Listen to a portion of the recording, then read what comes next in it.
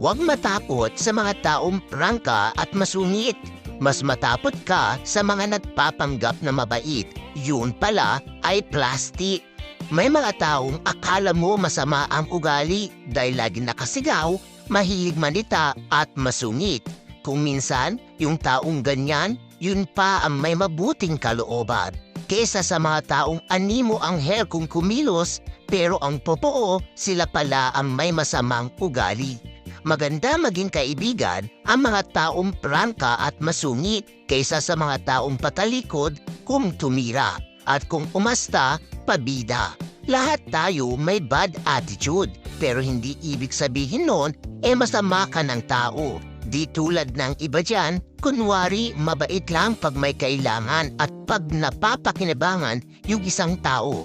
Tandaan mo, hindi tayo masungit o mayabang. Sadyang dilan nating ugali ang magbait-baitan sa mga taong batikan sa pakikipagplastikan.